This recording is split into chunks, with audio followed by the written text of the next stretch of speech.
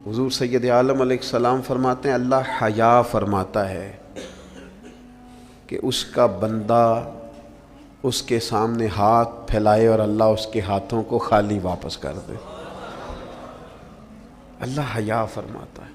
کیا معنی ہے کہ اللہ تبارک و تعالی لحاظ کرتا ہے اس بات کا کہ اس بندے کی امید نہ ٹوٹ جائے، رب کی بارگاہ سے جو اس کی توقع ہے وہ توقع نہ ختم ہو جائے۔ معنی کیا ہوا؟ آپ وزادار رہیں، آپ کے مزاج میں رکھ رکھاؤ ہو۔ بعض لوگ بعض اوقات ایسی بات بول دیتے ہیں، ایسی بات کر دیتے ہیں، اس طرح کی گفتگو ان سے سرزد ہوتی ہے کہ وہ محسوس ہوتا ہے کہ جو اس بندے کی شخصیت ہے نا، جو اس کی پرسنالٹی ہے، اس کے ساتھ وہ بات میچ نہیں ہوئی۔ تجھے تو بہت زیادہ خیال والا ہونا چاہیے تھا، تیرے مزاج کے اندر تو بہت زیادہ وزاداری ہونی چاہیے۔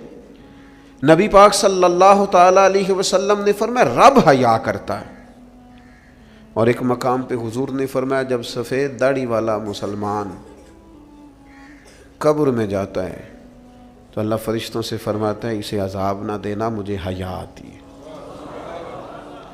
لیکن اگلے لفظ جو حضور نے بیان فرمائے وہ سمجھنے والے ہیں، فرمایا رب کہتا ہے مجھے حیا آتی ہے، تو بندے کو بھی تو حیا کرنا چاہیے، اس کو بھی حیا کرنا چاہیے کہ کوئی تو موقع ایسا ہو جب میں کوتاہیوں سے بچوں۔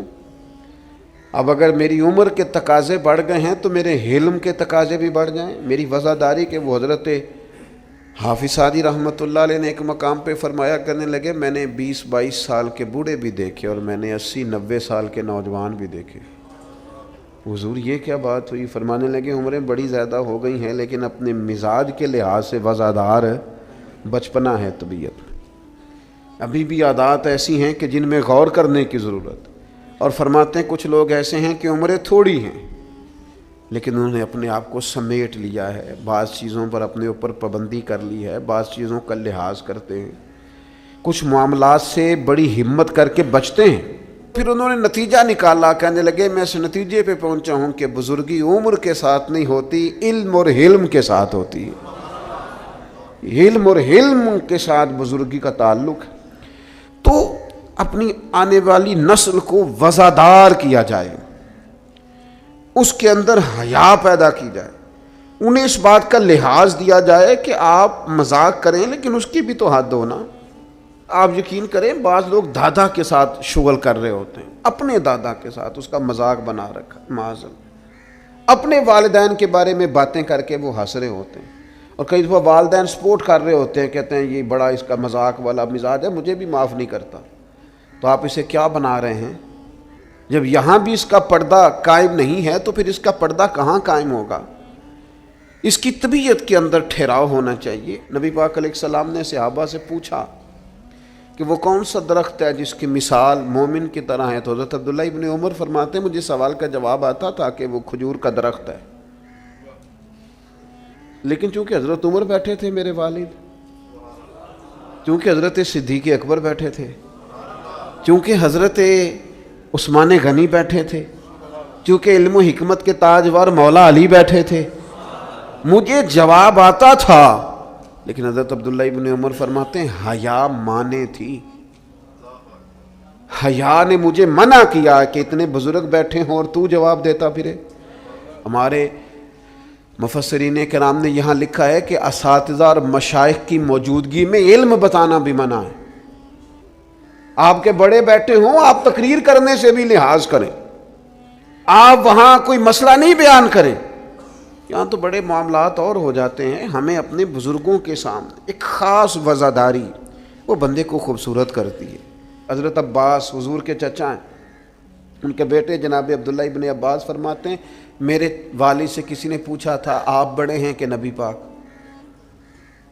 تو بڑی سادی سی بات ہے، چچا بڑا ہی ہوتا ہے عمر میں، آپ بڑے ہیں کہ نبی پاک؟ تو یہ وزاداری ہے، یہ کمال وزاداری ہے۔ یہ ان لوگوں کا طریقہ ہے جو بڑے رسیلے سجیلے، جو بڑے خوبصورت لوگ ہوتے ہیں، جن کے لہجوں سے لفظ نہیں شہد ٹپکتا ہے۔ حضرت عباس رضی اللہ تعالیٰ عنہ فرمانے لگے کیا کہا تم نے؟ میں بڑا ہوں کہ حضور؟ فرمانے لگے بڑے تو حضور ہی ہیں، پیدا پہلے میں ہوا تھا، ولادت پہلے میری ہوئی تھی، بڑے بہرحال وہی ہیں۔ یہ جو خوبصورتیاں ہیں یہ جو آپ کے مزاج کے اندر خوبصورتی ہے، یہ جو لہجے کے اندر حسن ہے، یہ ایک بڑا ضروری کام ہے۔ بہت سارے لوگ دینی لوگوں سے مسئلہ پوچھنے آتے ہیں، لیکن ان میں 60% لوگ وہ ہوتے ہیں جو مسئلہ پوچھنے نہیں آتے، مفتی صاحب کو مسئلہ بتانے آتے ہیں۔ میری طرح کا بندہ تو چونکہ ذرا جلدی قائل ہو جاتا ہے، وقت تھوڑا ہوتا ہے تو بہت سارا ٹائم نہیں دے پاتے، تو میں کہتا ہوں کہ آپ کے خیال میں جو مجھے کہنا چاہیے وہ آپ مجھے بتا دیں، میں آپ کو کہہ دیتا ہوں، کیونکہ آپ جو چاہ رہے ہیں وہ تو ہے آپ کی مرضی کا فتویٰ، تو مجھے آپ بتا دیں بھلا اس سوال کا جواب کیا ہونا چاہیے، میں آپ کو بتا دیتا ہوں۔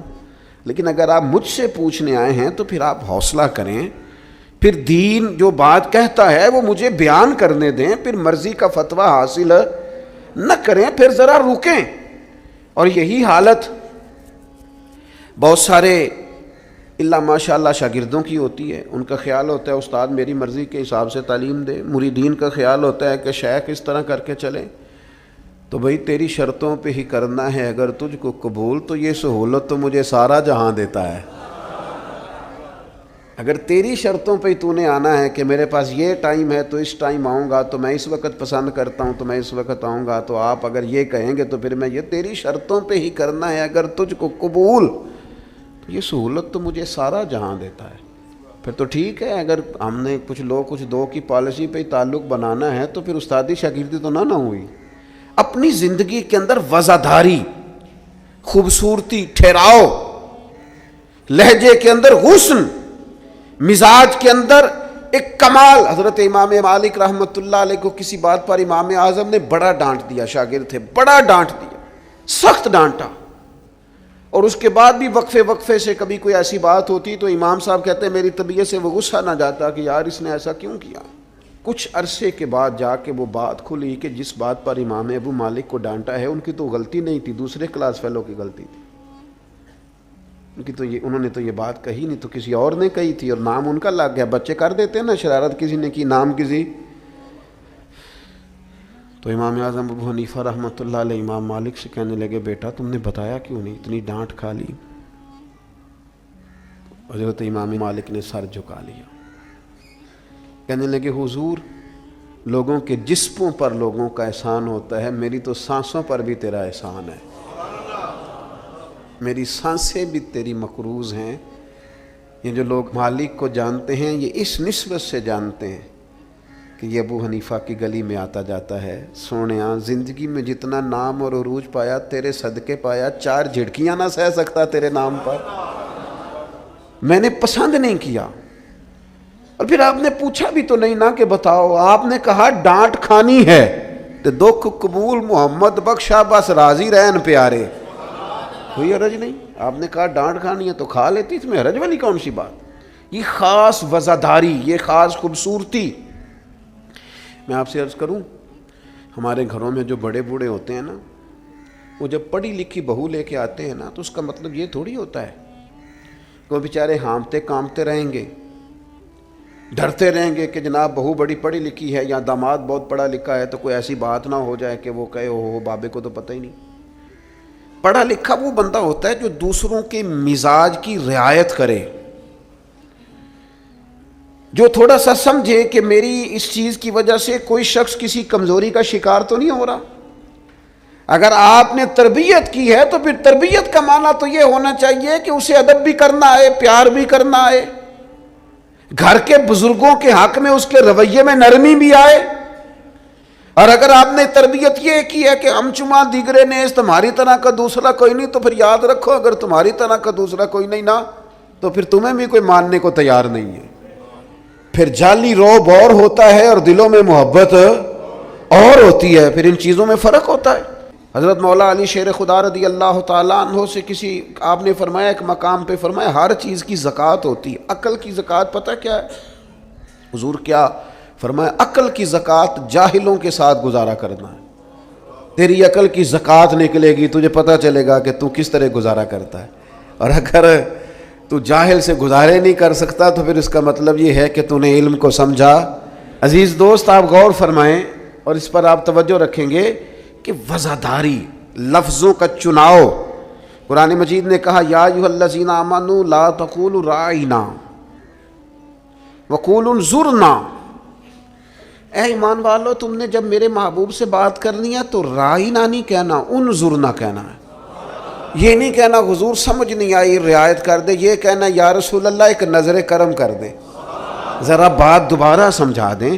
آپ اچھے جملے تلاش کے وزاداری کے ساتھ ایک خاص حیا کے ساتھ. حضرت مولا علی شیر خدا فرماتے ہیں حضور سے مسئلہ پوچھنا تھا.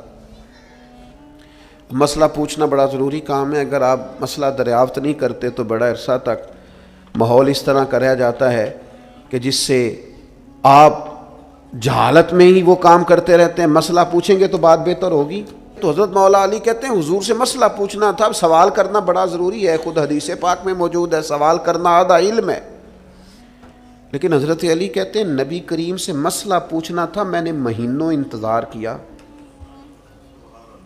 ہفتوں انتظار کرتا میں. میرا خیال تھا کہ میں سوال کی تکلیف بھی نہ دوں، کوئی اور آ جائے آ کے حضور سے مسئلہ پوچھ لے. حیا مانی تھی، میں داماد ہوں حضور کا رشتے میں. کچھ ایسی باتیں ہیں جو حیا کے مانند میں سوال نہ کرتا. میرا دل ہوتا کوئی اور پوچھ لے، وہ پوچھے گا حضور بتائیں گے، ساتھ میرا مسئلہ بھی حل ہو جائے گا. لیکن جہاں لوگ بے باکی کو اور بے حیائی کو کہتے ہیں جی اوہ میں پرواہ نہیں کرتا، تو یہ تو بھئی آپ نہیں پرواہ کرتے تو آپ کی مرضی ہے. اور ہمارے زمانے میں ویسے بھی جو زیادہ بدتمیز ہوتا ہے اس کا عروج بھی زیادہ ہوتا ہے. بدتمیزوں سے لوگ ڈرتے ہیں. بدتمیز جو ہوا وہ شریف آدمی اس سے جھجک رہا ہوتا ہے، وہ سمجھ رہا ہوتا ہے میں بڑی شے ہوں، تو کچھ بھی نہیں ہے بھائی، تو بدتمیز ہے. اور کچھ لوگ گاند سے اس لیے بچتے ہیں کہ اس میں روڑا پھینکا تو چھینٹے پڑیں گے، پھر کپڑے بدلنے پڑیں گے، نہانا پڑے گا، اس لیے لوگ بچ کے گزرتے ہیں. اور تیرا خیال ہے کہ تجھ سے بڑا لوگ ڈرتے ہیں. تو اپنی زندگی میں وزاداری، شرم و حیا. اب دیکھیے سیدہ عائشہ صدیقہ رضی اللہ تعالیٰ عنہ ارشاد فرماتی ہیں نبی پاک علیہ السلام عرب کی کنواری لڑکیوں سے بھی زیادہ حیا والے تھے، شرمیلے تھے. حضور علیہ السلام فٹافٹ بے باک ہو کر کسی سے کوئی بات نہ کرتے.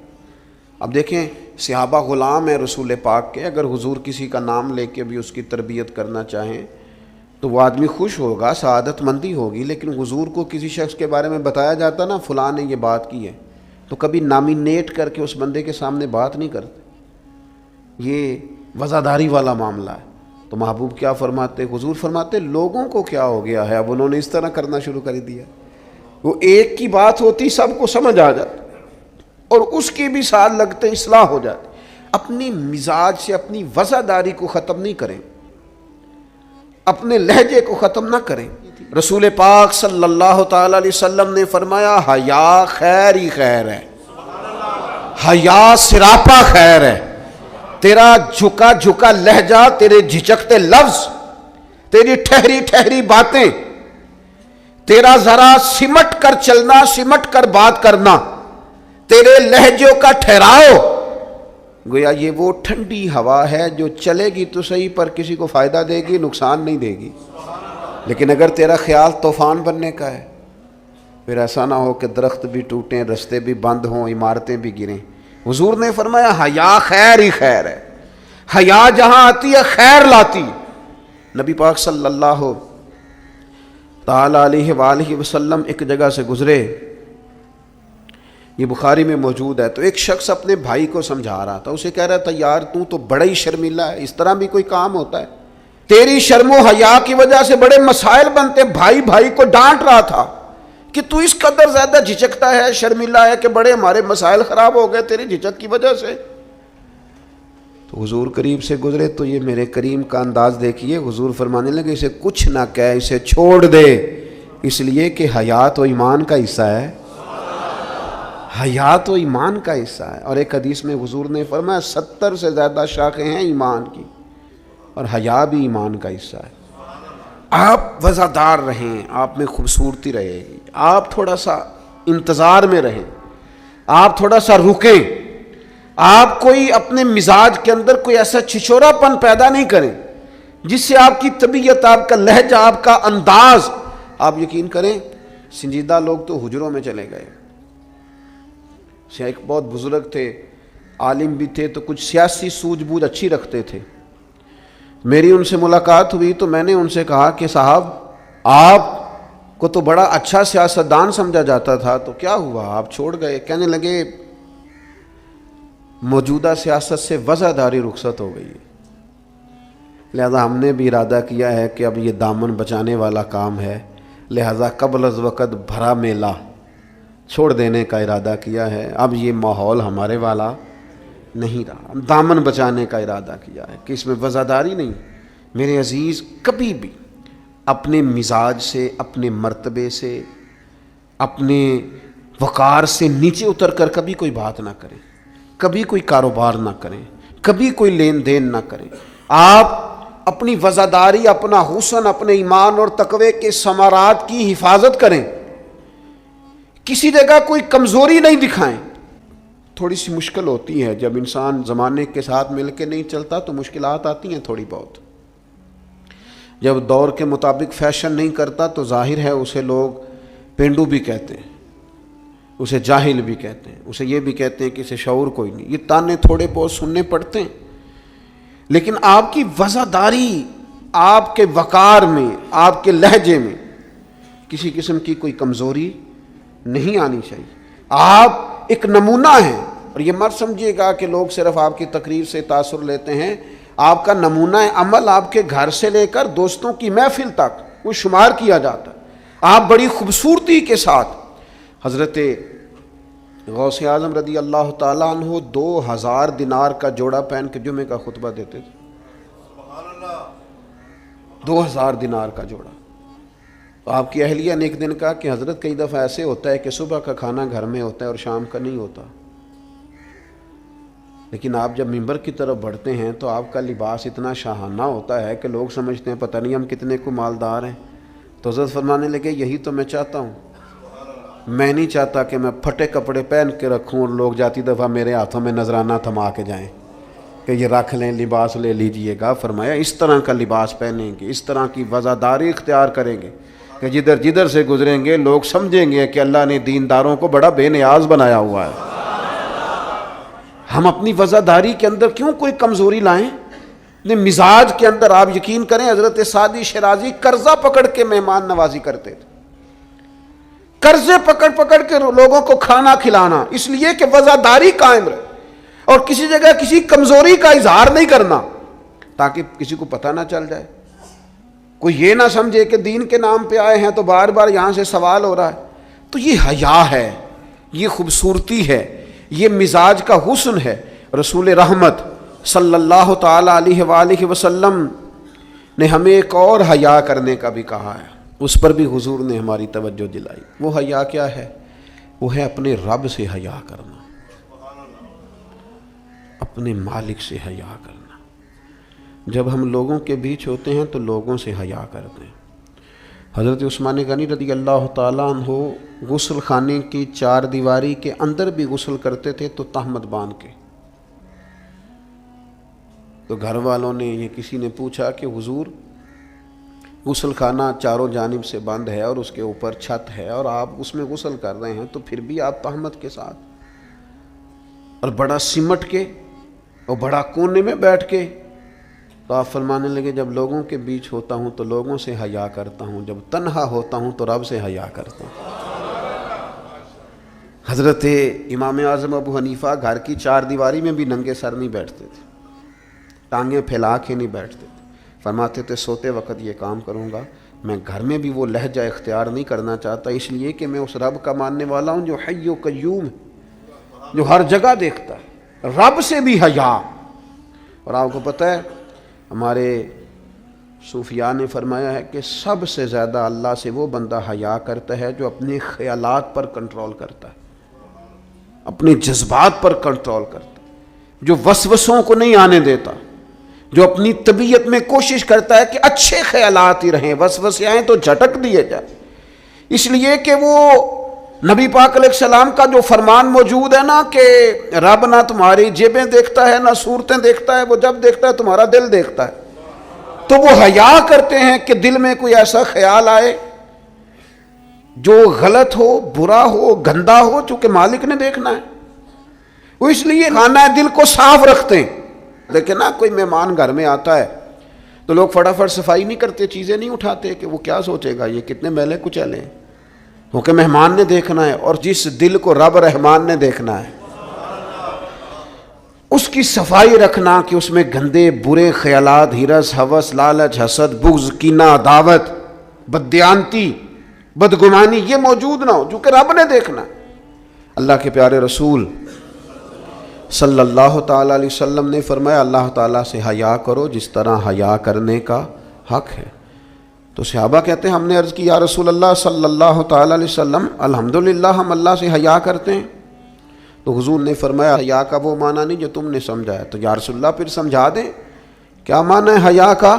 تو نبی پاک علیہ السلام فرمانے لگے اللہ سے حیا کا حق یہ ہے کہ تم اپنے سر میں جو موجود افکار ہیں ان کی حفاظت کرو، اپنی سوچوں کی حفاظت کرو، پھر تم نے اللہ سے حیا کی۔ اور حضور فرمانے لگے جو کچھ تمہارے پیٹ کے اندر ہے جب تم اس کی حفاظت کرو گے تو پھر تم نے اپنے رب سے حیا کی، یعنی حرام نہ کھانا۔ نہیں پتہ سارے زمانے کو کہ تمہارا رزق حلال ہے کہ حرام ہے، پر تمہارے رب کو پتہ ہے نا، لہذا حیا کرنا، لقمہ حرام قریب نہ آنے پائے۔ اور حضور علیہ الصلاۃ والسلام فرمانے لگے یہ بھی یاد رکھنا کہ موت اور ہڈیوں کے گل سڑ جانے کو تم نے یاد رکھا ہوا ہو، اور فرمایا یہ بھی یاد رکھنا کہ تم نے قیامت کے دن دوبارہ اٹھنا ہے، رب کی بارگاہ میں کھڑا ہونا ہے۔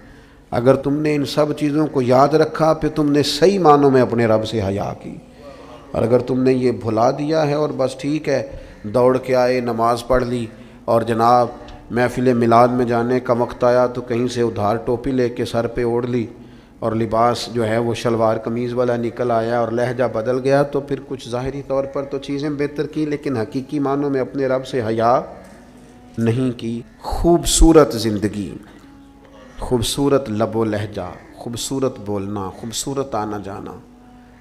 میں طلباء سے کہا کرتا ہوں کہ بڑی پسند کا بھی تمہارا کھانا پکا ہوا ہو تو اس طرح نہ کھاؤ کہ محسوس ہو کہ پتہ نہیں کتنی دیر کے بعد کھا رہا۔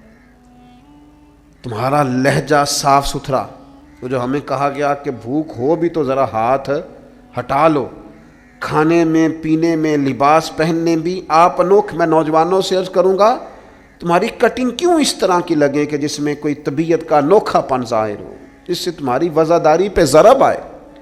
تمہارا بات کرنا اتنا کمزور کیوں لگے کہ جس سے محسوس ہو کہ یار اس کی تو ابھی تربیت ہونے والی۔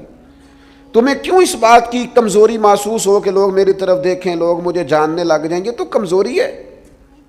ایک خوبصورت وزاداری، یعنی خدا جانے بلندی ہے کہ پستی پر جہاں میں ہوں وہاں کوئی نہیں ہے۔ ایک خاص اطمینان ہو، زندگی میں ٹھہراؤ ہو، حسن ہو، آپ جہاں ہوں وہاں مطمئن ہو۔ آپ کی طبیعت بتائے کہ اللہ تعالیٰ نے آپ کو سکون عطا فرمایا ہوا ہے، ٹھہراؤ ہے، خدا کا شکر ہے، دولت ہے، صحت ہے، بچے ہیں، اولاد ہے، دوست اچھے ہیں۔ آپ ان ساری جائز نعمتوں پر اللہ کے حضور شکر گزار ہوں، لیکن کوئی مزاج میں چھچھورا پن نہ ہو، کوئی طبیعت اس طرح کی نہ ہو جس طرح محسوس ہو کہ آپ اپنا بوجھ کسی پر ڈالنا چاہ رہے ہیں، یا آپ کوئی اضطراب کا شکار ہیں یا بے چینی کا شکار ہیں۔ ہم کبھی کبھی اپنے حالات بتاتے بھی اتنا دور نکل جاتے ہیں کہ بعض دفعہ کہنے کو جی چاہتا ہے یار کوئی نعمت ہے ہی نہیں تیرے اوپر، اتنا کمزور ہو گیا تو ہر بات میں دکھڑے ہی سنا رہا ہے، ہر وقت کا دکھ ہی تیرے ساتھ ہے۔ اتنے کمزور نہیں، نہایت وزاداری، نہایت خوبصورتی۔ حضرت ابو ذر غفاری ایک کمبل میں وقت گزارا ہے، مدینے سے دور ربضہ میں زندگی گزاری، 5 لوگوں نے جنازہ پڑھا ہے، اسی کسی دے کچھ بھی نہیں لگتے، نہ کوئی ساڈا دردی، لیکن رسول کریم نے فرمایا زمین کے اوپر اور آسمان کے نیچے میرے ابو ذر سے سچا بندہ کوئی نہیں۔ لیکن وہ ٹاٹ اور بوریے میں بھی وزادار، اطمینان، سکون، ٹھہراؤ، اللہ رسول کی بارگاہ میں مقبولیت، یہ اصل کامیابی ہے بندہ مومن کی۔ نہ بھی رش ہو، نہ بھی نعرے ہوں، نہ بھی زیادہ لوگ جانتے ہوں، لیکن انسان کی طبیعت وزادار ہو، اس کے اندر اطمینان ہو۔ اور کچھ لوگ اتنے مطمئن ہوتے ہیں، ان کی زندگی میں اللہ رسول پر بھروسہ اتنا مضبوط ہو جاتا ہے، ان لوگوں کی زندگیوں کے اندر صبر اور شکر اتنا غالب ہوتا ہے ان کے لہجے کے اندر ٹھہراؤ اتنا زیادہ ہوتا ہے کہ ان سے مل کر جینے کو جی چاہتا ہے، ان سے ملاقات کر کے انسان کو زندگی گزارنے کا لطف آنے لگتا ہے، یعنی جن سے مل کر زندگی سے پیار ہو جائے وہ لوگ آپ نے شاید نہ دیکھے ہوں مگر ایسے بھی ہیں، جن سے مل کر زندگی سے پیار ہو جائے، انسان کو ٹھہراؤ نصیب ہو، کرم نصیب ہو، ہوتے ہیں ایسے لوگ۔ اس لیے ایسے لوگوں کے پاس بیٹھیں، ایسے لوگوں کی صحبت اختیار کریں، ایسے لوگوں کی بات سنیں۔ اللہ کریم ہم سب کے دلوں میں اطمینان اور سکون عطا فرمائے۔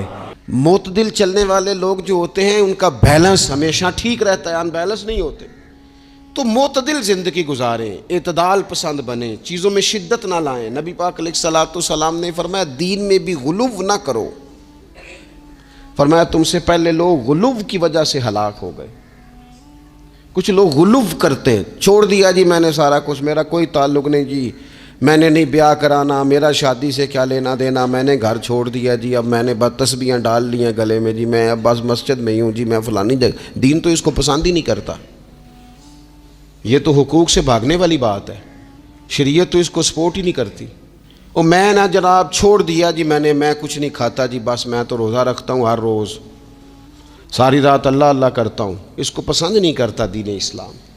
آپ کو معتدل رہنے کا کہا گیا ہے۔ وہ جو رہبانیت اختیار کر لی تھی یہودیوں نے، عیسائیوں نے، غاروں میں چلے گئے، نکل گئے جنگلوں میں، تو حضور نے فرمایا میرے دین میں کوئی رہبانیت نہیں ہے۔ دین تو کہتا ہے کہ آپ روٹین کے کام کریں، روٹین کے، اور روٹین کے کام ہی صحیح کر کے کریں، اسی میں آپ کو اللہ کی رضا نصیب ہو جائے گی۔ لیکن حضور نے فرمایا جو محنت کر کے روزی کمانے والا اللہ کا دوست ہے، سچا تاجر جو ہوگا اسے اللہ قیامت کے دن نبیوں کے ساتھ جگہ عطا فرمائے گا۔ تو نبی پاک علیہ الصلوۃ والسلام نے تو سپورٹ کر دی، فرمایا جو تو کام کر رہا ہے یہی کرتے کرتے تجھے اللہ کا قرب نصیب ہو جائے، اسی کو صحیح کر کے کر۔ نبی پاک علیہ الصلوۃ والسلام کے گھر میں 3 صحابہ کرام علیہم رضوان تشریف لے گئے۔ انہوں نے جا کے نبی پاک علیہ الصلوۃ والسلام کی عبادت کا حال پوچھا۔ چند صحابہ گئے تو ازواج مطہرات نے ارشاد فرمایا کہ محبوب گھر تشریف لاتے ہیں، کچھ وقت آرام کرتے ہیں، کچھ وقت ہمیں دیتے ہیں، کچھ وقت عبادت میں گزارتے ہیں۔ اب وہ تو گئے تھے جا کے یہ معلومات کریں گے اوہو کہ سرور کائنات تو ساری رات اپنے رب کو یاد کرتے۔ ہمارے ہاں بھی لوگ پیری مریدی کے سلسلے میں جب کہیں جاتے ہیں تو ان کا خیال ہوتا ہے کہ جو پیر صاحب ہوتے ہیں نا جی، نہ وہ روٹی کھائیں، نہ ان کے ہاتھ میں موبائل نظر آئے، نہ وہ ہنسیں، نہ انہوں نے اچھے کپڑے پہنے ہوئے ہوں، بالکل ایک فقیر آدمی، اور جب بھی ہم جائیں نا وہ تھوڑی، اور لوگ کرتے بھی ہیں یہ کام اللہ ماشاء اللہ، لوگوں کو دکھانے کے لیے وقتی طور پر بعض جگہوں پہ یہ سلسلہ ہوتا بھی ہے، لیکن یہ وہ نارمل زندگی نہیں جو ہمیں رسول پاک نے سکھائی ہے، یہ وہ دین نہیں کہ آپ بالکل کٹ گئے اور آپ حیرت انگیز بات کر رہے ہیں اور آپ جناب بالکل دنیا کا آپ سے کوئی تعلق ہی نہیں ہے۔ یہ تو رہبانیت ہے اور اسلام اس کو قبول نہیں کرتا۔ وہ صحابہ کرام علیہم رضوان نے نبی پاک علیہ السلام کے احوال شریفہ سنے تو وہ کہنے لگے کہ نبی پاک کے صدقے تو اللہ اگلے پچھلوں کو معاف کرے گا، حضور تو محبوب ہیں۔ یہ سن کے اب انہوں نے اپنے دل میں جو ارادہ کیا، کہنے لگے محبوب تو وراء الورا ہیں، لیکن ہم چونکہ گناہگار لوگ ہیں، عام آدمی ہیں، ہم اس طرح کریں گے کہ ہم ساری رات اللہ کی عبادت کریں گے۔ حضور تو محبوب ہے نا، چلو کچھ دیر آرام بھی کرتے ہیں، ہم ساری رات عبادت کریں۔ ایک نے کہا کہ بھائی میں تو ہر روز روزہ رکھا کروں گا نفلی۔ تیسرے نے کہا میں شادی نہیں کروں گا، میں ایسے ہی وقت گزاروں گا، تجرد کی زندگی گزاروں گا۔ رسول پاک علیہ السلام کو جب اس بات کی خبر پہنچی تو پتہ حضور نے تبصرہ کیا قربان جائیں، کیا انداز ہے گفتگو کا۔ محبوب فرمانے لگے یہ میں نے کیا سنا ہے کہ میں شادی نہیں کروں گا اور میں ہر روز روزہ رکھوں گا اور میں ساری رات ہی نفل پڑھوں گا، آرام ہی نہیں کروں گا۔ محبوب فرمانے لگے میں تم سب سے زیادہ اللہ کو جانتا ہوں اور میں تم سب سے زیادہ رب سے ڈرتا ہوں۔ حضور فرمانے لگے میں نے تو شادیاں بھی کی ہیں، میرے تو بچے بھی ہیں۔ حضور فرمانے لگے میں تو روزہ بھی رکھتا ہوں اور میں تو نفلی روزے چھوڑتا بھی ہوں۔ محبوب کریم علیہ الصلوۃ والسلام فرمانے لگے میں تو رات کو عبادت بھی کرتا ہوں اور آرام بھی کرتا ہوں۔ حضور فرمانے لگے اپنے یہ سارے طریقے، اپنی یہ سنت حضور بیان کر کے کہنے لگے سن لو بھائی، جس نے میری سنت سے منہ موڑا اس کا مجھ سے تعلق ہی کوئی نہیں، میرے طریقے پہ چلو۔ جو میں تمہارے لیے اسوہ چھوڑ کے جا رہا ہوں اس اسوے کو اپناؤ، اس طریقہ مبارکہ پر عمل کرو، اعتدال نہ چھوڑے کبھی بھی۔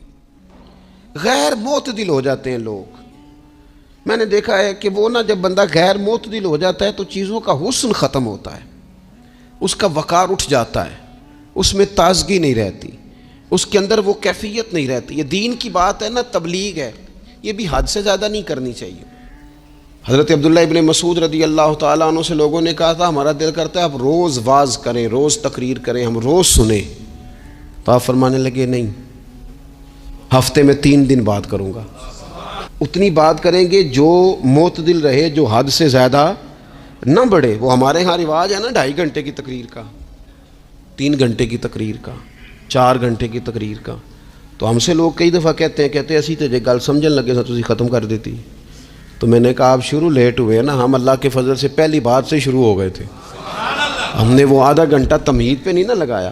تجاوز نہ کریں چیزوں سے، اعتدال میں رہیں۔ دیکھیے اسلام ہمیں یہ کہتا ہے تم کھانا کھاؤ، کلو وشربو، کھاؤ بھی پیو بھی، تمام جائز چیزیں کھانے کی اجازت ہے، لیکن نبی پاک علیہ السلام نے فرمایا کمر سیدھی رکھنے کے لیے کھاؤ، اور جب تمہارا بڑا جی چاہے نا پیٹ بھر کے کھانے کو تو کریم فرمانے لگے پھر بھی 3 حصے کرو کھانے کے، ایک حصے میں ہوا ہو، ایک میں پانی ہو، اور ایک میں خوراک ہو، پھر بھی پیٹ بھر کے نہ کھاؤ۔ بلکہ اللہ کے رسول صلی اللہ تعالیٰ علیہ وسلم فرمانے لگے کسی نے اتنا برا برتن بھرا ہی نہیں جتنا کسی نے اپنے پیٹ کو بھرا، سب سے برا برتن تم نے بھرا۔ زیادہ کھائیں گے خواہشات زیادہ پیدا ہوں گی، زیادہ کھائیں گے نیند زیادہ آئے گی، زیادہ کھائیں گے غفلت زیادہ طاری ہوگی۔ لیکن کچھ لوگوں کا مقصد زندگی کھانا ہے، صبح کی پلاننگ الگ ہے، دوپہر کی الگ ہے، شام کی الگ ہے۔ آپ حیران رہیں گے کہ آپ اس ملک میں رہتے ہیں جس میں سب سے بہترین بزنس ہوٹل چلانے کا بزنس ہے، کھانے پینے کا کام کرو، یہ بھی بنا لو یہ بھی بنا لو، اچھا بھلا کھا پی کے اس کے بعد فاسٹ فوڈ کا آرڈر دے دیا جاتا ہے، اور کھانے کے بعد کتنی ساری چیزیں۔ اب تو یہ میں کچھ عرصے سے دیکھ رہا ہوں، اچھا بھلا کھانا کھاتے ہیں، اس کے بعد چائے کے ساتھ بسکٹ آ جاتے ہیں۔ میرا ایک غریب گھر سے تعلق ہے، ہم تو اس وقت چائے کے ساتھ بسکٹ کھاتے تھے، رس کھاتے تھے جب روٹی کوئی نہیں ہوتی تھی، یا روٹی کھانے کا پروگرام نہیں ہوتا تھا، کوئی پرہیز چلتی تھی۔ اب تو لوگ چائے کا، اب جی آپ کا کھانا نہیں پکانا، چائے پکانی ہے تو چلو ٹھیک ہے، چائے پک گئی، اب وہ چائے پک رہی ہے، اس کے ساتھ جناب بھنا ہوا گوشت پڑا ہے، اس کے ساتھ پیزا آ گیا ہے، اس کے ساتھ فلانی چیز آ گئی، یہ کیا ہے جی؟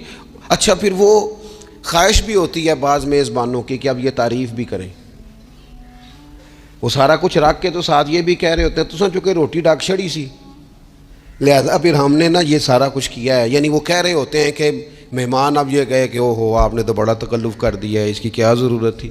تو کئی مہمان میری طرح کے بڑے پکے ہوتے ہیں، جو روز کے مہمان ہوتے ہیں نا بڑے پکے ہوتے ہیں، وہ تعریف شریف کوئی نہیں کرتے، وہ صاف ہی بات کرتے ہیں کہ تسی ایک شے رکھ دے تھے اسی بھی چاج نال کھا لیں دے۔ اب تو یہ چکھنے چکھانے کا ہی ماحول ہے، کوئی ایک رکھتے یا ہماری مرضی کی رکھتے یا پوچھ لیتے کہ اس ٹائم روٹی کھانی ہے تو چلو ہم کھاتے۔ یہ لوازمات ہیں، یہ تکلفات ہیں، اس میں گھر والے بھی تکلیف میں، پیسہ بھی بعضوں کا ضائع۔ آپ کھانے کے لیے زندہ نہ رہیں، زندہ رہنے کے لیے کھانا کھائیں، اپنی طبیعت میں بوجھ نہ بنائیں کسی قسم کا۔ نبی پاک صلی اللہ تعالیٰ علیہ وسلم نے مومن کی شان پتہ کیا بیان کی؟ فرمایا کافر اور منافق 7 آنتوں سے کھاتا ہے اور مومن 1 سے کھاتا ہے۔ اتنا فرق ہے کافر منافق کے کھانے میں اور مسلمان کے کھانے میں، 6 گنا کم روٹی کھاتا ہے مسلمان۔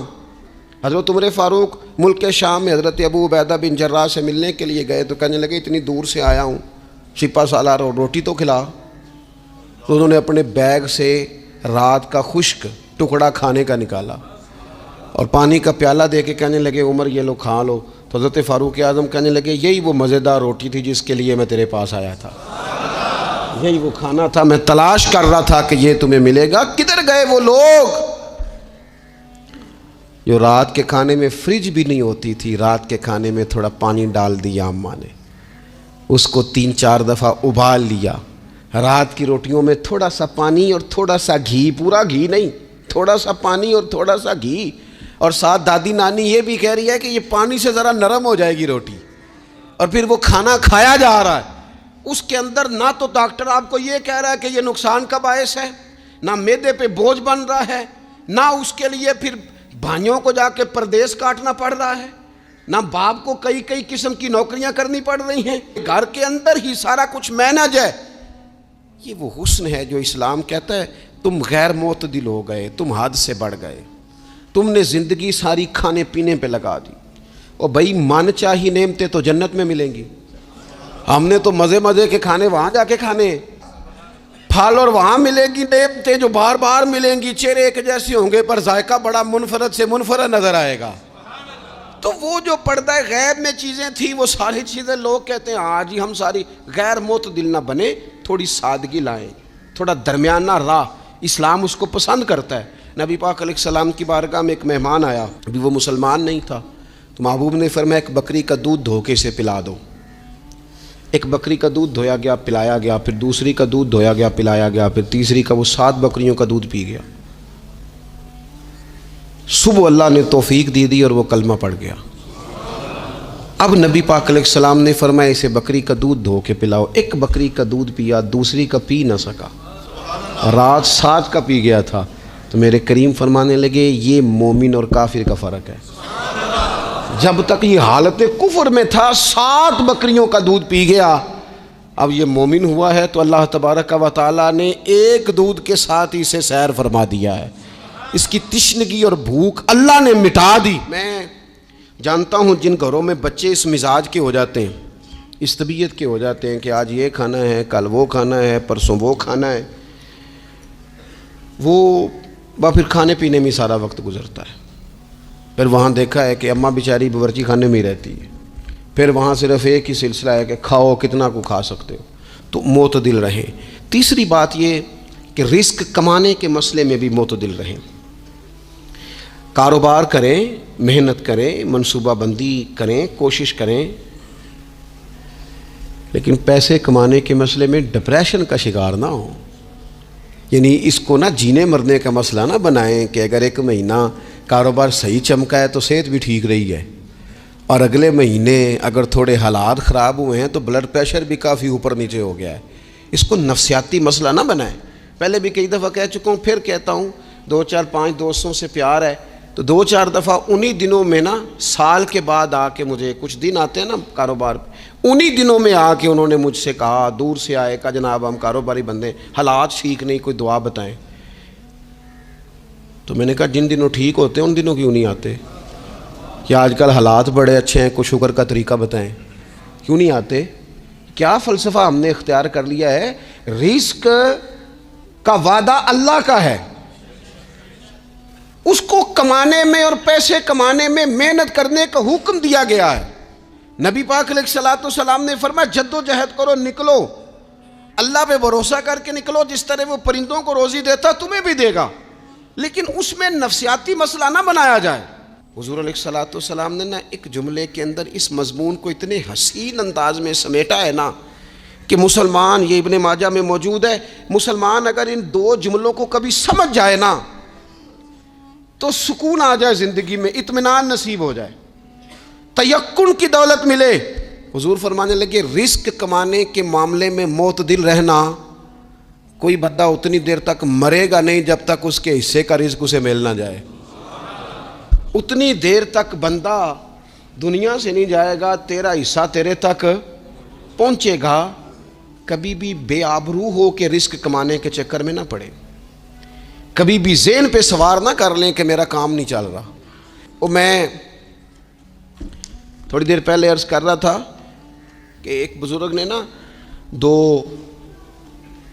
کنجوس لوگوں کو پہلے بلایا، کنجوس آدمی تھے اللہ ماشاء اللہ، تو ان کے سامنے کھانا رکھا، کھانا بڑا بہترین اعلیٰ کوالٹی کا، لیکن ان سے کہا کہ جناب ہم نے نا ایک سبق لینا ہے آپ سے، تو کھانا تو آپ کو ملے گا اور آپ کی مرضی کا پکایا ہے، پر کھانے کا طریقہ ہمارا ہے۔ انہوں نے کیا کیا، یہاں سے رکھ کے نا ان کے ہاتھ باندھ دیے۔ وہ پرانے زمانے میں جو جرہ ہوتے تھے، بازو ٹوٹ جاتا تھا تو باندھ دیتے نا لکڑیاں رکھ کے، تو لکڑیاں رکھ کے نا ہاتھ باندھ دیے تاکہ یہ جوڑ موڑ نہ سکے، تو یہاں سے ہاتھ باندھ دیے کہ روٹی کھاؤ۔ کنجوس بندے تھے۔ اب انہوں نے لقمہ اٹھایا، ہاتھ بندھا ہوا، اور یہاں سے لے جا کے جب منہ میں پھینکا، وہ کپڑے بھی سارے الجھ گئے، حال بھی خراب ہو گیا، پر کھایا انہوں نے مزہ لے کے پورا۔ وہ بڑی بری حالت ہو گئی، وہ کنجوس تھے دونوں کو دسترخوان پہ روٹی کھائی جا رہی۔ اب ان دونوں کو سمجھانے کے لیے کہا کہ اب ہم تمہیں دو اور لوگوں سے بھی ملواتے ہیں۔ اب دو وہ بندے بلائے جو دل کے سخی تھے، جو رزق کے معاملے میں اس کا زیادہ حریص نہیں تھے، ان کی بھوک جو تھی وہ کہیں دور تک دکھائی نہیں دے رہی تھی۔ انہوں نے کہا جناب ادھر آئیں، آپ دونوں بھی۔ ان کے بھی ہاتھ باندھ دیے گئے، کہا آپ نے روٹی کھانی ہے، آپ نفیس لوگ ہیں، ناراض نہ ہوئیے گا، سخی بندے ہیں، پر کھانا آپ نے کھانا ہے اور ہماری مجبوری ہے، ہم نے آپ کے ہاتھ باندھ کے روٹی دینی ہے آپ کو۔ وہ دو بندے بھی آمنے سامنے بٹھا دیے گئے، کھانا چن دیا گیا، ہاتھ یہاں سے باندھ دیے گئے، لیکن وہ سخی تھے۔ انہوں نے کہا جناب کوئی مسئلہ نہیں، اللہ تعالیٰ توفیق دے گا۔ انہوں نے کیا کیا، وہ لقمہ لگاتے اور ایک دوسرے کے منہ میں ڈالنا شروع کر دیتے۔ کھانا بھی کھا لیا، کپڑے بھی بچ گئے، نفاست بھی قائم رہ گئی، اور کسی قسم کی کوئی پریشانی آئی تو غیر معتدل طریقہ بندے کو رسوا کر دیتا ہے، رسوا کر دیتا ہے۔ وہ مال کمانے تو نکلتا ہے لیکن وہ کمزور ہو جاتا ہے، اس کا مزاج اور طرح کا ہو جاتا ہے۔ میں نے دیکھا ہے، وہ جناب ساری دنیا چھٹی پہ ہے لیکن اس نے کہا چلو آج میں دکان کھول لیتا ہوں، گاہک کہیں بھی نہیں آئے گا تو چلو سارے آج مجھے مل جائیں گے۔ ایسا نہیں ہوتا، رزق اللہ نے تقسیم فرمایا ہے، اور جس کا ہے وہ اس تک پہنچ جاتا ہے۔ تو غیر معتدل طریقہ اور رسوائی والا طریقہ کبھی بھی اختیار۔ اسی طرح کا معاملہ سخاوت میں ہے۔ نبی پاک علیہ الصلوۃ والسلام نے فرمایا کہ جب صبح دن چڑھتا ہے تو فرشتے دعا کرتے ہیں، کہتے ہیں یا اللہ سخی کو زیادہ عطا فرما، اسے زیادہ دے۔ حضور فرماتے ہیں جو سخی ہوتا ہے نا، یہ لوگوں کے بھی قریب ہوتا ہے، اللہ تعالیٰ کے بھی قریب ہوتا ہے، اور جنت کے بھی قریب ہوتا ہے۔ اور یہ جو کنجوس ہوتا ہے یہ لوگوں سے بھی دور ہوتا ہے، اللہ تعالیٰ سے بھی دور ہو جاتا ہے، جنت سے بھی دور ہو جاتا ہے۔ سخاوت بڑی اعلیٰ چیز ہے، لیکن اس میں بھی معتدل رہنے کا کہا گیا ہے۔ معتدل، کچھ لوگ ایسے ہیں جو سخی نہیں ہوتے، یہ میں کوشش کروں گا تشریح آپ کے ذہن کے مطابق کر لوں۔ سخی مزاجن سخی، لیکن اگر کبھی چڑ جائے نا، وہ جتنے مرضی پیسے لے لو ان سے، مزاج میں سخاوت نہیں۔ لیکن اگر طبیعت ہے اس طرح کی کہ اگر ان کا ذہن آ گیا نا، کبھی کہیں کسی نے تعریف کر دی ہے، پوری خوشامد اس نے کر لی ہے، تو پھر تو جناب ساری جیب بھی آپ خالی کرا دے۔ یہ مزاج کی سخاوت نہیں ہے، یہ تو آپ کی طبیعت کا وہ ابال ہے کہ اگر کسی بندے کو پتہ چل گیا ہے کہ کس طرح کر کے آپ قابو آتے ہیں تو پھر وہ روز استعمال کرے گا۔ اور یہ ہوتا ہے، یہ ماحول ہوتا ہے۔ میں چونکہ مذہبی ماحول سے تعلق رکھتا ہوں، میں نے خود یہ دیکھا ہے کہ کوئی شخص اگر اس نے زیادہ بڑا منہ کھول کے لوگوں سے مانگنا شروع کر لیا ہے تو پھر تو جناب بڑی بات ہے، مہنگا آدمی۔ اور اگر کوئی اپنی وفاداری قائم رکھتا ہے، خوشامد نہیں کر سکتا، اس کی طبیعت نہیں ہے کہ وہ 20-50 لوگوں کی خوشامد کرے، 10 کو حاجی صاحب کہے، 20 کو عاشق رسول کہے، اور 30-35 کو کہے جناب بڑی بات ہے، ہم نے تو بڑا دیکھا ہے، آپ تو بڑے بہترین لوگ ہیں۔ تو پھر جناب وہ اگر یہ کام اسے کرنا آتا ہے تو پھر اس کا مطلب ہے اسے دہاڑی بھی اچھی لگانی آتی، پھر اس کی آواز کا بھی زیادہ سریلا ہونا ضروری نہیں۔ پھر اللہ تعالیٰ معاف فرمائے، پھر بس ٹھیک ہے، اب میں کیا اس پر تبصرہ کروں، پھر تو ہم دیکھ رہے ہوتے ہیں جس کو وہ عاشق رسول کہہ رہے ہوتے ہیں نا۔ اور ایسی خطرناک، میرے سامنے ایک نعت خیک صاحب سے کہنے لگا، نعت حضور کی پڑھی جا رہی ہے۔ کبھی شعراء ایک کام کرتے تھے، وہ کہتے تھے شعر تیری نظر ہے، وہ غزل کا شعر ہے یا کوئی ایسا شعر ہے، لیکن ایک شعر ہے نعت کا، اس میں تو حضور کی تعریف ہے۔ نبی پاک کی تعریف کا شعر کسی بندے کی نظر کیسے ہو سکتا ہے جب اس میں ذکر ہی رسول پاک کا ہے؟ تو وہ نعت خان صاحب کہنے لگے، بندہ سامنے بیٹھا ہے، تھوڑا بہت میں بھی اسے جانتا ہی تھا، تو اسے کہنے لگے حاجی صاحب شعر تو آڑی نظر ہے۔ میں نے آخیا تو مہربانی کر یہ نظر کوئی اور شے کر لیا، یہ تو نعت ہے حضور کی، یہ نبی پاک کے لیے ہی رہنے دے، اس کی نظر تو نے کر دی ہے۔ تو نالے میں کیا ہے حاجی جنی دیر تک پیچھے بیٹھا سی انہیں دیر تو نظر کیتی نہیں، ان دتھیاں لے کے سامنے آئے تھے تو نظر نیاز شروع کر لی۔ نہ کریں یہ کام، اس سے کوفت پہ۔ اور آپ یقین کریں، میں ذمہ داری سے کہتا ہوں، یہ کام کرنے والا بھی تنگ ہوتا ہے، اور جس کے لیے کر رہا ہوتا ہے پتہ اسے بھی سارا ہی ہوتا ہے کہ چکر کیا چل رہا ہے، سب پتہ ہوتا ہے۔ تو اس تکلف میں جب انسان کام کرتا ہے تو کہاں تک بات جاتی۔ سخاوت کریں لیکن چڑھ کر کوئی کام نہ کریں۔ تو میرے عزیز، زندگی میں خرچ کرنے میں بھی اعتدال کا مظاہرہ کریں۔ مجھے پتہ ہے اچھی طرح کہ ہمارے ہاں ایک مزاج بن جاتا ہے، طبیعت بن جاتی ہے کہ اگر کسی شخص کو آپ تھوڑی سی مدد کرتے ہیں تو وہ سمجھتا ہے کہ اگر اس نے مجھے 20,000 دیا ہے تو یقیناً اس کے گھر میں 50 لاکھ پڑا ہے، اور پھر اگلے ہفتے دوبارہ آتا ہے، ایک نئی مجبوری کا بھی اظہار کرتا ہے۔ یہ ساری چیزیں ہوتی ہیں، ان چیزوں کے بیچ ہی آپ کو نیکی کرنی ہے، لیکن افراط و تفریط سے بچنا ہے۔ اسی طرح کا معاملہ اپنی زندگی کے دیگر معاملات میں کریں۔ نبی پاک علیہ الصلوۃ والسلام نے نا سادگی کو پسند کیا ہے، حضور سادگی کو پسند کرتے، کھانے کے معاملے میں بھی اور کپڑوں کے معاملے میں بھی، لیکن اچھا لباس پہننے کی اجازت دیتے۔ حضور علیہ الصلوۃ والسلام نے ایک موقع پر ارشاد فرمایا کہ اگر کسی بندے کے پاس گنجائش ہے تو اسے اجازت ہے کہ 2 جوڑے کپڑوں کے کام کاج کے لیے رکھ لے، 2 جوڑے جمعے کے لیے رکھ لے۔ اور نبی پاک صلی اللہ تعالیٰ علیہ وسلم نے ایک شخص کو دیکھا جو مالدار تھا، لیکن اس کے کپڑے پھٹے پرانے تھے، لباس پرا گندا تھا، بال بکھرے ہوئے تھے۔ تو اللہ کے محبوب علیہ السلام نے فرمایا تیرے اوپر اللہ کا فضل ہے، اور رب جب فضل کرے تو پھر اللہ فضل دیکھنا پسند بھی فرماتا ہے۔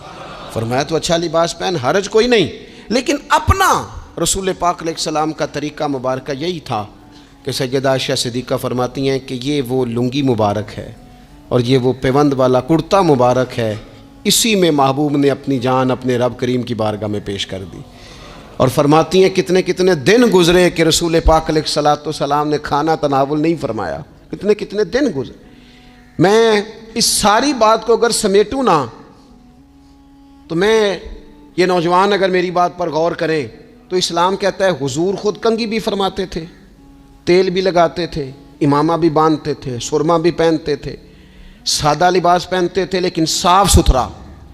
اسلام آرائش کی اجازت دیتا ہے، زینت کی اجازت دیتا ہے۔ آپ کنگھا کریں، تیل لگائیں، خوشبو لگائیں، سرما لگائیں، صاف لباس پہنیں، کپڑے دھلے ہوئے پہنیں۔ حضور نے حکماً کہا، تاکیداً کہا کہ جمعے والے دن نہا کے مسجد میں آیا کرو۔ اسلام آرائش کی اجازت دیتا ہے، بس نمائش سے منع کرتا ہے۔ دکھاوا نہ کرو، نمائش نہ کرو۔ جس نے دنیا کے اندر شہرت کا لباس پہنا، اللہ قیامت کے دن اسے ذلت کا لباس پہنائے گا۔ یہ معتدل کیوں نہیں رہا؟ اس نے کیوں حد سے تجاوز کیا؟ اس کو اس طرح نہیں کرنا چاہیے تھا۔ رسول رحمت صلی اللہ تعالیٰ علیہ وآلہ وسلم نے ہمیں جس چیز کی اجازت دی ہے وہ کام ہم کر سکتے ہیں، اور جس سے نبی پاک علیہ الصلوۃ والسلام نے ہمیں روکا ہے اس کام سے ہم نے بچنا ہے۔ ایک اور بات بھی خاص اور بالخصوص نوجوانوں سے کرنی ہے، وہ خاص جس طرح کھانے پینے میں معتدل رہیں، کمائی کرنے میں معتدل رہیں، خرچ کرنے میں اعتدال کا مظاہرہ کریں، لباس میں اعتدال کا مظاہرہ کریں، اسی طرح نا یہ آرام کرنے میں بھی ذرا معتدل رہیں۔ بہت زیادہ آرام کرنے لگ گئی ہے نئی نسل۔ آپ ضرورت سے زیادہ بھی سو لیں تو تھکاوٹ بڑھ جاتی ہے۔ اگر انسان اتنا ہی آرام کرے نا جتنا اس کی طبیعت کے لیے ضروری ہے تو اس میں طبیعت فریش رہے گی۔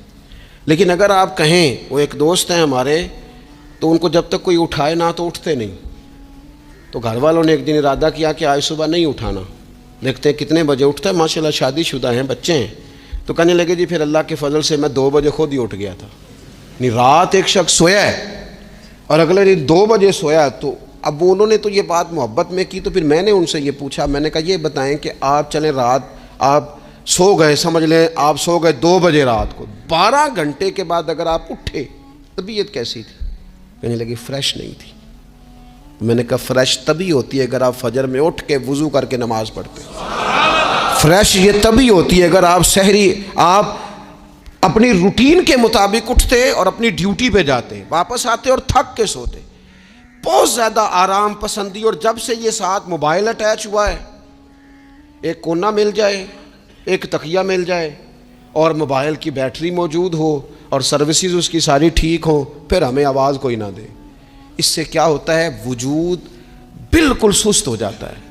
آپ کو اللہ تعالیٰ نے جو قدرتی صلاحیتیں دی ہیں، آپ جو کچھ کر سکتے ہیں اپنے گھر کے لیے، وطن کے لیے، ماں باپ، وہ آپ نہیں کر پائیں گے۔ اور وہ بھی میں آپ کو ایک ذاتی بات بتاتا ہوں، اگر اللہ چاہے نا بندے کی نیند پوری ہو تو کئی دفعہ صرف 20 منٹ آنکھ لگ جائے تو بندہ فریش ہو جاتا ہے، اور اگر منظور نہ ہو مالک کریم کو تو پھر ٹھیک ہے، لوگ لیٹے ہوئے ہیں۔ اللہ کے پیارے رسول صلی اللہ تعالیٰ علیہ وسلم نا بہت زیادہ آرام طلبی کو پسند نہیں کرتے۔ مسلسل جد و جہد، گھر آئے کچھ دیر آرام کیا، نماز شروع کر لی، حضور تہجد میں اٹھ گئے، پھر حضور فجر میں اٹھ گئے، دوپہر میں تھوڑا سا آرام فرماتے تاکہ رات کو بیدار رہنا آسان ہو، لیکن بہت آرام پسندی۔ نبی پاک صلی اللہ تعالیٰ علیہ وسلم نے حضرت معاذ ابن جبل رضی اللہ تعالیٰ عنہ کو یمن کا گورنر بنا کے بھیجا تو نصیحت فرمائی تھی۔ حضور علیہ الصلوۃ والسلام نے فرمایا تھا تمہیں گورنر بنا کے بھیج رہا ہوں، عیش کوشی سے بچنا۔ حضور فرمانے لگے اللہ کے بندے آرام طلب نہیں ہوتے، رب کے بندے تو محنت کرنے والے ہوتے ہیں، جد و جہد، وہاں جا کے عیش کوشی سے بچنا۔ یہ مسند امام احمد بن حنبل میں موجود ہے۔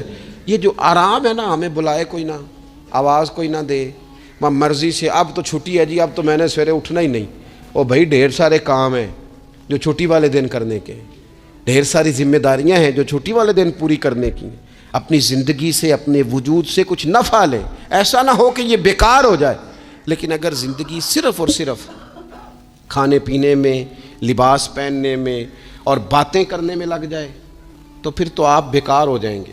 پھر تو محسوس ہوگا کہ جیسے انسان نہ خوابوں کی دنیا میں زندہ ہے، باتوں کے ساتھ اپنے دل کو مطمئن کرتا ہے۔ اس نے اچھا لباس پہن لیا ہے، بس آئینے میں اپنے آپ کو دیکھ کے خوش ہوتا رہتا ہے، طرح طرح کے کھانے منگاتا رہتا ہے، بس زبان کے ذائقے پورا کرتا رہتا ہے۔ امام طبرانی حدیث لائے ہیں، رسول پاک صلی اللہ تعالیٰ علیہ وسلم نے فرمایا میری امت میں ایسے لوگ آئیں گے جو رنگ برنگے کھانے کھائیں گے، انواع و اقسام کے مشروبات استعمال کریں گے، طرح طرح کی زیب و زینت کریں گے، اور منہ پھاڑ پھاڑ کے باتیں کریں گے، منہ کھول کھول کے گفتگو کریں گے۔